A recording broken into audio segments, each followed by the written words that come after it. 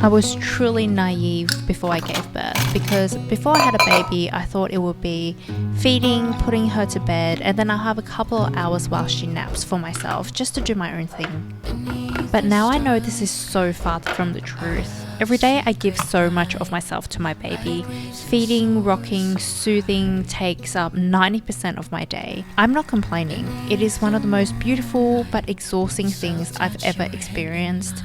But I also recognize that I can't pour from an empty cup.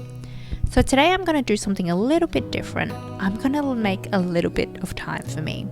Therapy, my favorite hobby, and a little reset, because taking care of myself makes me a better mum, a better partner, and honestly, and recently I've just felt like I needed to take a breather for myself.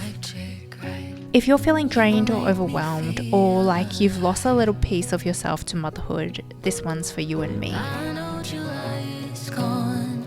You make me feel at home in the neon glow. As the leaves change color, I dive into you. When summer's fading, there's nothing to do but bask in the glory of the winter sun.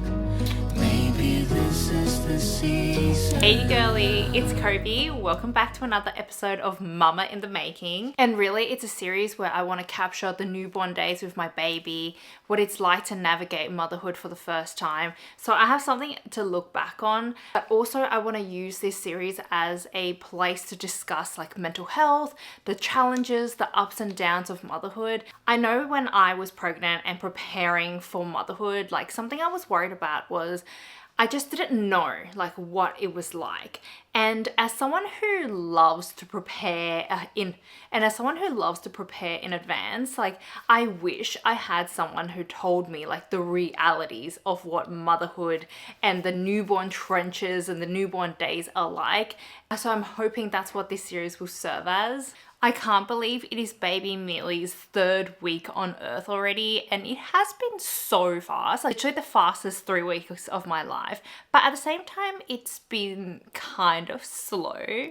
I think the thing about motherhood that I knew about, but I didn't really comprehend what it was like, is the monotony of it all.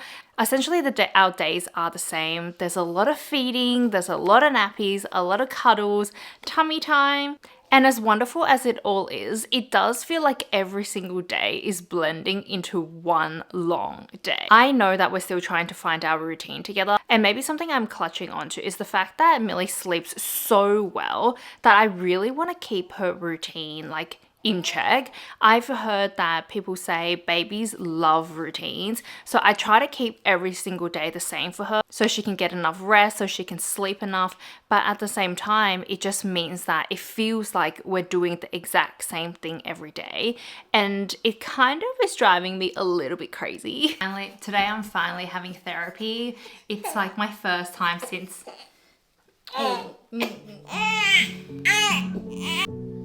Today I'm finally having therapy, and it's my first time since giving birth. Usually when I go to therapy, I always cry, but today was actually a really good session, and I'm really proud of myself because I've been seeing my therapist for 4 years, and I feel like my postpartum experience has been so positive so far thanks to all the work I've done with her. She even said today that she's so proud of me, and hearing that from your therapist is like, oh my god, like, oh, thanks mom. If you were my therapist watching this, that wasn't weird, okay? That was just a joke. Actually, I was telling my therapist about something that happened with Will and I yesterday, and it really made me realize that parenting really tests you. It made me realize that parenting tests your patience in the worst possible way. Basically, what happened was yesterday I had to run some errands, and I had it all planned out perfectly in my head. After feeding Millie, I was immediately going to leave home to run out to the shops. Because we're exclusively breastfeeding right now, it's so important to get the timing right, because otherwise, like, if she wakes up and is hungry, there's no way Will can feed her. So I had to leave right after her feed so we can manage her hunger perfectly. But as I grabbed my keys, Will decided to have a shower, and this man takes long showers. By the time he was done, we were off schedule, and I didn't say anything, but I was like, But in my head, I was like, oh my God, like we're off schedule now, but it's fine. Like we'll still make it work. But when I got to the shops, I decided to check in with Millie and Will to see how they are. And I found out that she has been crying non-stop since I left. Gone through his troubleshooting checklist, like diaper change. Is she too cold, too hot? Burps, does she need cuddles? And of course, the only thing missing is like she needed to be fed. So my first reaction was like frustration. Like why had he taken so long in the shower?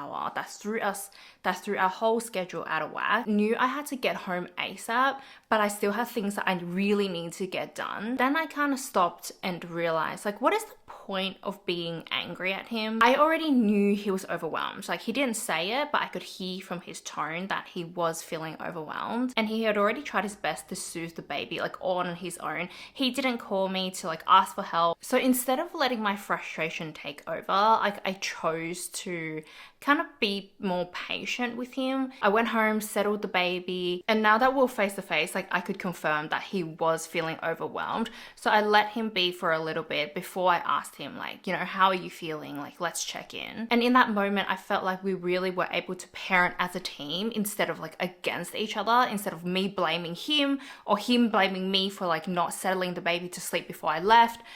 We were able to talk about what went wrong, how we can do differently next time, and it really reiterated the fact that we should get onto pumping as soon as possible. But I really felt like it was quite a mature outcome for that conversation. And like my therapist recognized this was such a huge moment for me because I do have a history of because I do have a history of lashing out and being reactive, and this time like I managed to choose differently, and that is such a huge thing for me because that's how I want to be parenting going forward. So yeah, I'm proud of myself. In our session, she also asked me like what I want to do to look after myself, because of course like right now, because we're still so early, we're only a month in, everything is about the baby right now. But she asked me like, how are you going to make time for Coby? And I actually have been thinking about this a lot. And I guess the reason is before I became pregnant, a lot of my friends had told me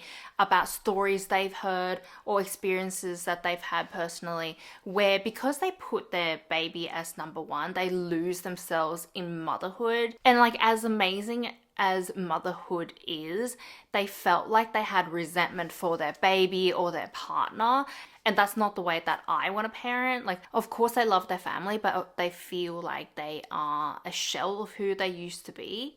I also understand that motherhood can feel really isolating. I mean, identity loss is like a huge thing, right? And so I've heard a lot of people talk about getting your pink back, which is essentially, you know how flamingos are pink? Sorry, I felt like I just mansplained you. But when they become mothers, they actually lose their pink color because like all their energy is being put into raising their child. But as the chicks get older, the flamingos slowly get their pink back.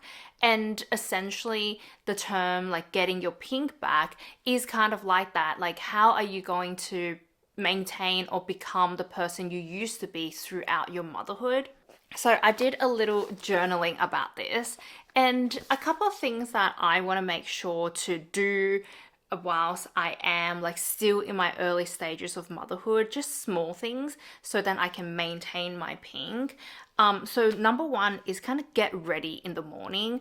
Like, I'm not going to lie to you, some days like it literally feels like all day I'm with the baby, but if I can just take 10 minutes to get ready in the morning so I can feel a little bit like myself. And I also wrote down where my fragrances, like I know right now she's too young to be around fragrances. So something that I've been doing is spraying it in my bathroom, because right now she never goes into the bathroom with me.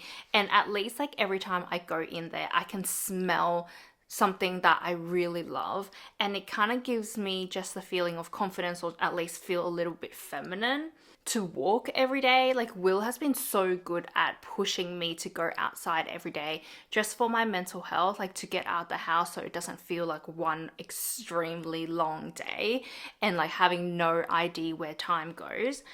And lastly, is just to scrapbook and journal, you know, to capture the motherhood memories, the ups and downs, and to process my thoughts. Like, I feel like that's so important to me. It's like to continue to work on myself in like this humongous life change. I feel like that's really important to me. I love scrapbooking. It makes me feel so creative, and something about the chaos of it is so cathartic for me. And I don't know if anyone else who scrapbook can relate, but I love to look at the pages I've done. It just gives me unlimited dopamine. I am starting a scrapbook for Millie right now, and it's really just to capture our memories and something that I hope to give to her when she's older so she can look back on her childhood. Actually, let me know if you want me to do a scrapbook walkthrough or a video about the essentials you need to get into scrapbooking, because it's really something that I'm so passionate about, and I kind of low-key want to show off another hobby of mine, which is collecting stationery. Alright, thank you so much for joining me today, and I can't wait to see you in the next episode.